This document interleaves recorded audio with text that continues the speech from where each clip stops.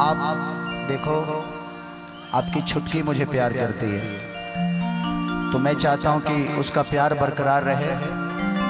आप बीच में घुसोगी तो सौतीन बन जाओगी। बहन बहन कभी सौतन नहीं होते, उससे ज्यादा मैं प्यार करती हूँ आपसे। आई लव यू सर। गाना है, दिल ना लगई है, फिर जन यही है, जा जा जा जान भुला जाए। जादव जी के झंडा, उस पर रिकॉर्डिंग डांस कर दूंगा, ठीक है ना? चलेगा ना? हाँ हाँ।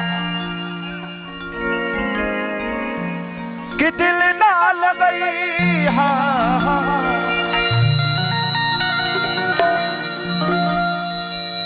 इनको छूता हूं तो आपको जलन नहीं होती है ना? पक्का ना? सच में नहीं होता? अपने दिल पे हाथ करके रख के कहो।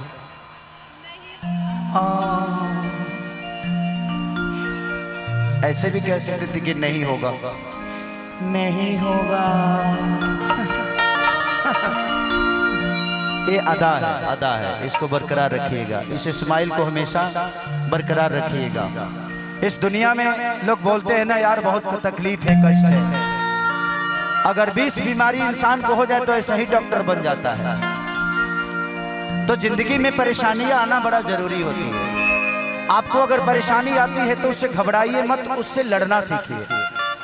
और समस्या ही इंसान को बड़ा बनाता है। भगवान का बन जाना ही सबसे बड़ी बात है। बन गए तो बन गए। हर आदमी जब अपने देश को छोड़ के कहीं जाता है तो बन ही जाता है। बन जाना इंपॉर्टेंट नहीं है, लौटना इंपॉर्टेंट है कि आप बन के क्या लौटे हैं। दुनिया जाती है, हर आदमी अपने परिवार को छोड़ के विदेश जाता है, कहीं जाता है, बट कोशिश करिए कि कुछ बन के लौटिए, ऐसे मत लौटिए कि दिल ना लगई। हाँ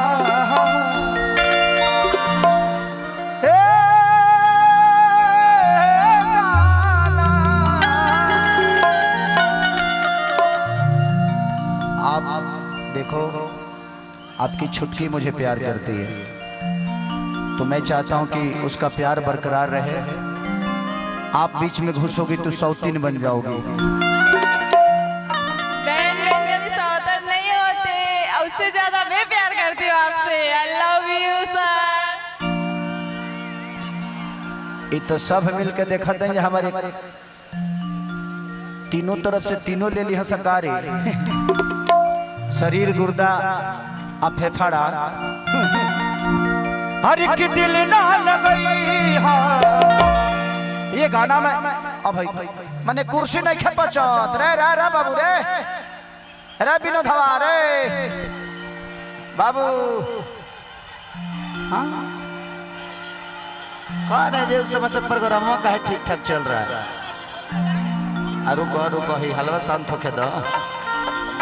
हेलो, बिगड़ का कृपया अपने सब शांत बना के देखो। कृपया शांत बना के रखिए, आप लोग भी अपना अपना शांत बना के रखिएगा। कभी भी प्लीज अपने सब शांत बना के देखो। शाम तक प्रोग्राम चलते है, एकदम निश्चित। अपने सब शांत बना के बैठा जाओ। आप लोग शांति बनाइए, कल शाम तक कार्यक्रम चलेगा। एक आवश्यक सूचना बा, जिंगड़िया के राम नरेश राय यादव के छोड़ा रवि यादव हेरा गल बा। यदि कोनो महान बाप के बेटी ने स्टेज के पछाड़ू ले आने के कोशिश करब, वही लेखा मलंगवा सरलाई से कुमारिया आरती कुमारी यादव भी ई मेला में गुम हो गल बा। यदि कोनो महान बाप के बेटी तो स्टेज के पीछे ले आने के कोशिश करू। धन्यवाद। बहुत अच्छा बाबू, अपना अपना माई के आचर धके मेला घूमी हस आना तो काम भैया। एगो और सूचना है, भारत बिहार से चल के सीतामढ़ी के रहने वाले मीनाक्षी 7 वर्ष के है, जो मेला में खो गई है। अच्छा, भारत बिहार सीतामढ़ी से। अच्छा, वो सीतामढ़ी से लोग आए? हाँ, बहुत लोग आए हुए हैं भारत बिहार से। अच्छा, बिहार से कितने लोग आए हैं? हाथ उठाइए तो। ठीक है, ठाक है, कोई बात नहीं, आप कहाँ से हैं ये मायने नहीं रखता, हम लोग जहाँ है उस धरती का सम्मान करना है, ये हमारे लिए मायने रखता है। ये गाना मैं एक बलमजी लभी फिल्म किया था, उसमें मैं और एक हीरोइन थी, नाम नहीं लेंगे, थी अब नहीं है। उसमें एक और गाना था कि हर लड़की जो न प्यारी को सीरियस लेती है, कि हर लड़की जो न प्यारी को सीरियस लेती है, 100 में से 90 को धोखा देती है। अच्छा है, इधर भी आना है, क्या करें, लोगवा ज्यादा इधर है ना, इसीलिए मुझे हाई गबड़ा जाता है सब। वो गई है तो हम ना चाहो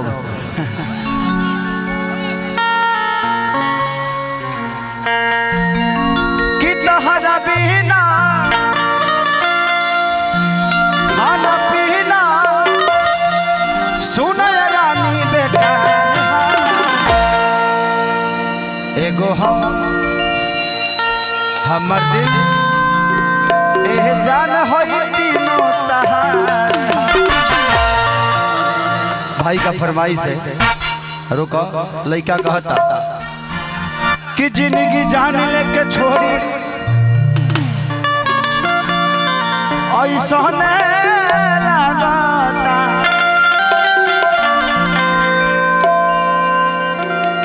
माहौल बिगड़े वाला भाई यूट्यूबर भाई लो हमर वैसा लगता, तो तू लो जल्दी जल्दी होशियार हो जा, सामान बांधी लो झोरा में, तब तक लई करा के धाके हम सुततानी कोरा में।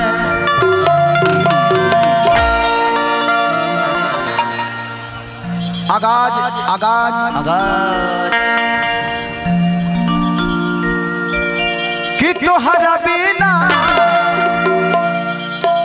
खाना पीना सुन रानी बेकार।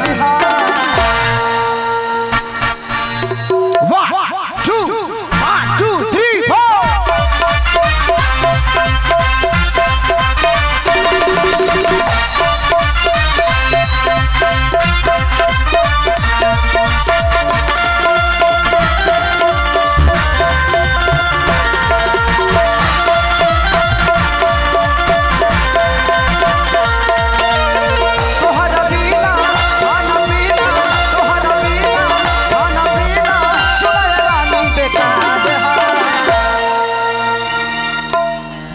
एगो हमर दिल ए जान होई तीनों तहार।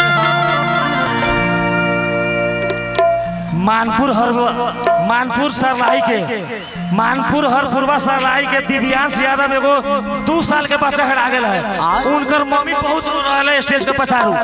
यदि कोनो मार बाप के भेटत है मानपुर हरपुरवा सरलाई के 2 वर्ष के बच्चा दिव्यांश यादव, कोनो मार बाप के भेटी तो मंच के पछाड़ू ले देवे के कोशिश करू।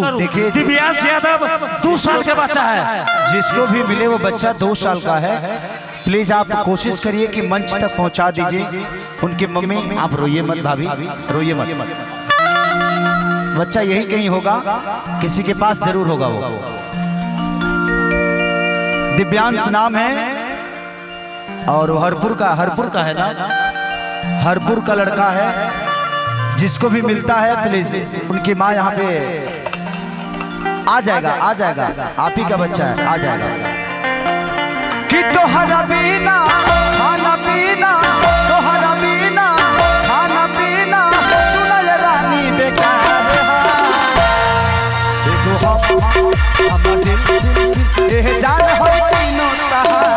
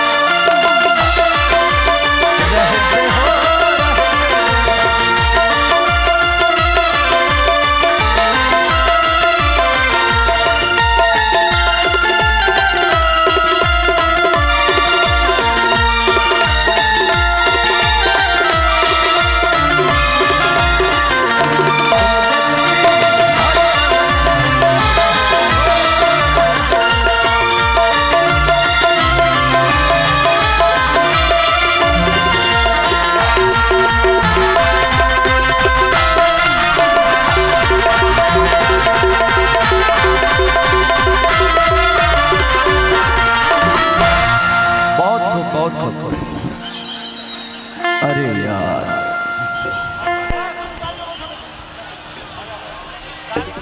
ऐसे मत करिए आप लोग, ये आपका ही कार्यक्रम है। आज गढ़ी माई और हमारे मेयर साहब ने आज इतना बढ़िया कार्यक्रम कराया है और उनकी कमेटी के लोग और यहाँ की कमेटी को मैं धन्यवाद देना चाहता हूँ कि इन लोगों ने इतना प्यारा कार्यक्रम कराया, इतना अच्छा चीजें। अब मंच पे मत करिए प्लीज प्लीज, अब मंच पे हंगामा मत करिए। अब ऐसा ना हो कि प्रशासन को मंच पे, थोड़ा सा आप लोग मंच पे आइए ना, एक दो लोग आ जाइए।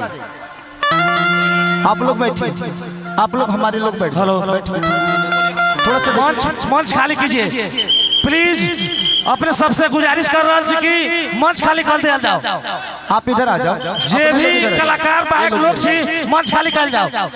कलाकार बाहक सब आदमी मंच खाली कर जाओ। आप लोग बैठ जाओ। कलाकार बाहक कलाकार बैठ जाइए। कलाकार बाहक सब आदमी चाहिए। भैया रुकिए, आप नहीं समझ रहे। आप लोग मेकअप रूम में जाइए, मेकअप रूम में जाइए, मेकअप रूम में जाइए, मेकअप रूम में जाइए। वहां पर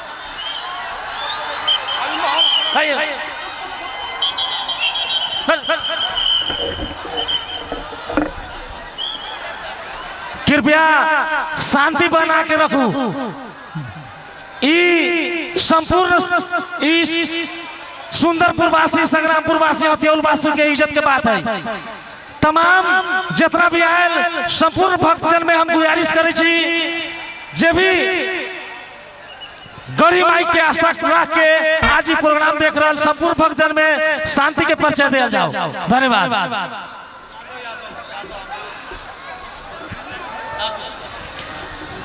बाद में इसको थोड़ा सा निपटा लेते हैं, ठीक है? बड़े प्यारे हैं भाई। मंच खाली कीजिए भाई। अपने लोग जो हैं बैठ जाओ, सतीश वगैरह सब लोग बैठ जाओ। सर मंच खाली करू ना, हो गए चलू ना, प्रोग्राम स्टार्ट हो रही। मंच खाली करू ना, सब आदमी मंच खाली करू। आप लोग बैठ जाइए कि एगो बढ़ा था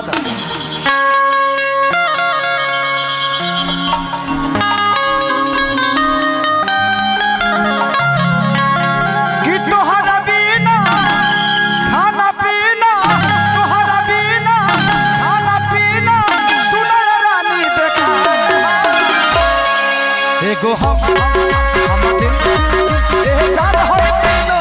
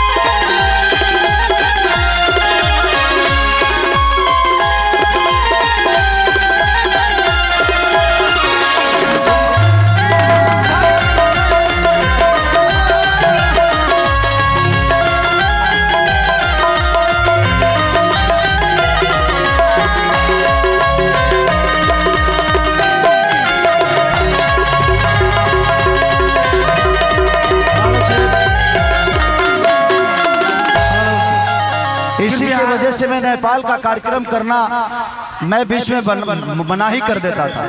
रीजन यही है कि थोड़ा सा आप लोग संयम नहीं रखते हैं, उसमें चीजें खराब होती है, उसमें बदनाम नेपाल होता है। आज फिर कोई कलाकार नहीं आएगा आपके प्यार के लिए। आप लोग ऐसा उपद्रव करोगे, कोई कुर्सी फेंक रहा है, कोई पत्थर चला रहा है, कोई चप्पल फेंक रहा है, क्या है ये? उससे क्या आप अपना परिचय दे रहे हो? किसी को लग सकता है, किसी का सर फट सकता है, आपके अपने ही लोगों का किसी का फटेगा। हाँ,